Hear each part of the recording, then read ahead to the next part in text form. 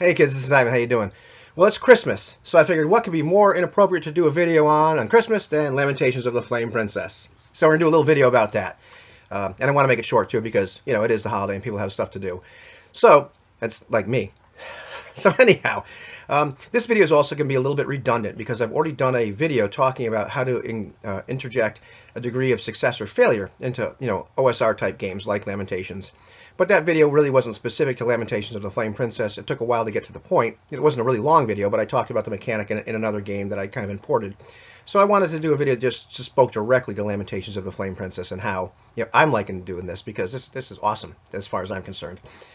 You know, and sometimes you want a degree of success or failure in something like a skill roll, but Lamentations really doesn't offer that. It's binary pass failure. Roll d6.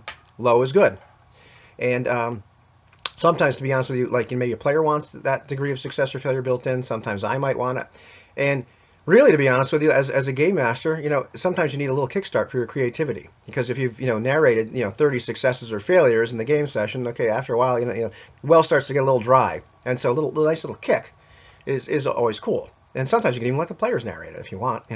You act as editor, as the game master. So how's this going to work? Roll a second d6, different color.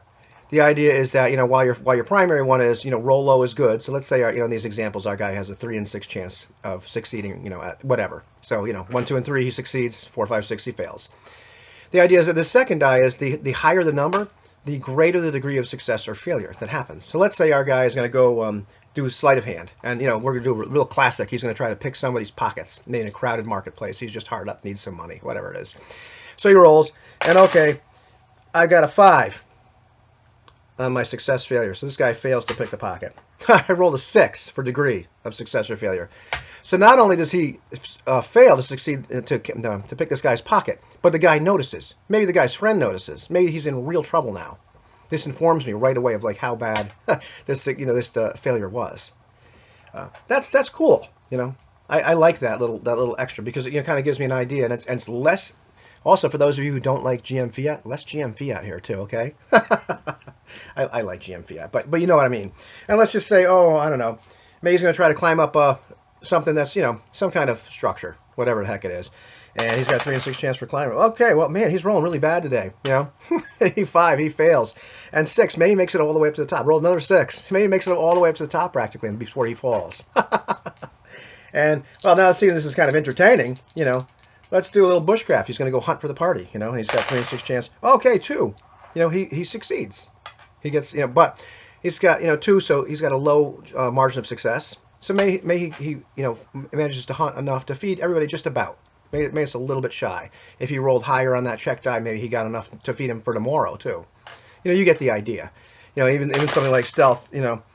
Okay, well he failed at his stealth roll. He got a 5, but his degree of success failure was 4. So let's just say it's not spectacular. A spectacular failure. Like if I rolled a 6, maybe he just wouldn't know that he wasn't being stealthy at all.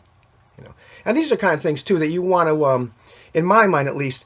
Let the player know that they've succeeded or failed, and to what degree they've succeeded or failed, and trust them to role play accordingly. These are conversations you need to have with your players as well as to not use a meta game knowledge, because this could be abused very well. If you're rolling something like stealth and they fail like abysmally, ditto for something like I don't know, like well, the second example is not coming to me. I had it in my head for a while, and now it's gone. But maybe languages. Maybe the guy tries to read. That was what I was thinking. The guy tries to read some inscription or whatever, and say he fails, but he fails to an incredible degree. So maybe you tell him, what, your character really thinks this says this, something completely backwards.